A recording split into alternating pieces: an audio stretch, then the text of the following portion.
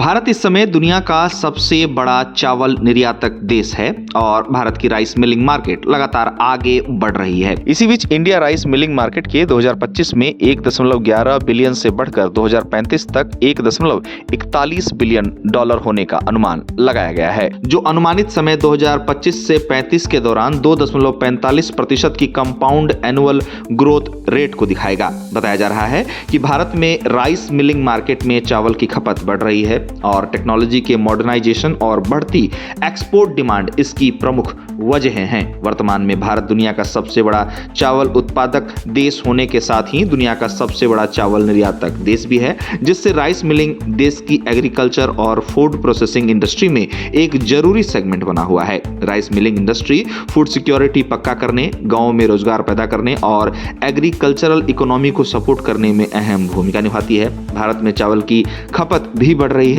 हालिया वर्षों में ऑर्गेनाइज्ड रिटेल, पैकेज्ड फूड की डिमांड में बढ़ोतरी और एग्रो प्रोसेसिंग इंडस्ट्री को बढ़ावा देने वाली सरकारी कोशिशों ने मार्केट के माहौल को काफी मजबूत करने का काम किया है। साथ ही मॉडर्न राइस मिलें धीरे धीरे पुराने हिलिंग सिस्टम की जगह ले रही हैं, जिससे पैदावार की क्षमता, अनाज की क्वालिटी और मुनाफा बढ़ता हुआ दिखाई देता है।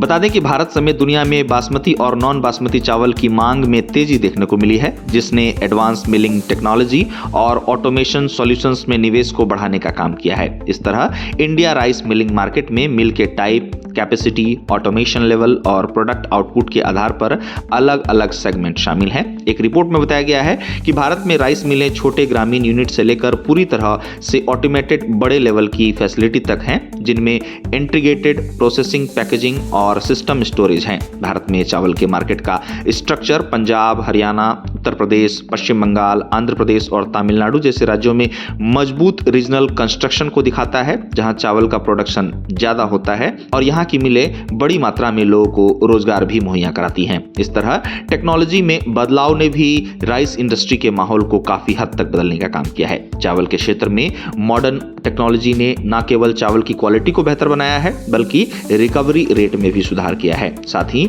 इन मशीनों से अनाज का टूटना काफी कम हुआ है, जो इन मशीनों की प्रमुख खासियतों में से एक है। राइस मिलों में प्रयोग की जा रही मशीनें एनर्जी सफिशिएंट भी होती हैं, जिससे प्रोडक्शन कॉस्ट पर भी असर देखने को मिलता है। भारत से दुनिया के कई देशों को चावल निर्यात किया जाता है, जो मिलिंग ऑपरेटरों के लिए लगातार मौके बना रहा है। इसके अलावा सरकारी खरीद प्रोग्राम और मिनिमम सपोर्ट प्राइस पॉलिसी भी मिलों को धान की लगातार सप्लाई पक्का कर रही है। इसके साथ ही फाइनेंशियल मदद, मशीनरी अपग्रेड के लिए सब्सिडी और ग्रामीण इलाकों में इंफ्रास्ट्रक्चर डेवलपमेंट से मिल मालिकों को एडवांस इक्विपमेंट में इन्वेस्ट करने के लिए बढ़ावा मिल रहा है। इसके अलावा अगर बात की जाए तो साफ सफाई से प्रोसेस्ड और पैकेज्ड चावल के लिए कस्टमर की बढ़ती पसंद मिलों को अपने प्रोसेसिंग और पैकेजिंग सिस्टम को अपग्रेड करने के लिए बढ़ावा देती है। अब इन्हीं कारणों और खासकर भारत के दुनिया का सबसे बड़ा चावल एक्सपोर्टर होने ने भारत में राइस मिल्स के लिए नए रास्ते और कमाई का बेहतर वातावरण तैयार करने का काम किया है। इन्हीं वजहों से अनुमान लगाया जा रहा है कि भारत का राइस मिलिंग मार्केट 2025 में 1.11 बिलियन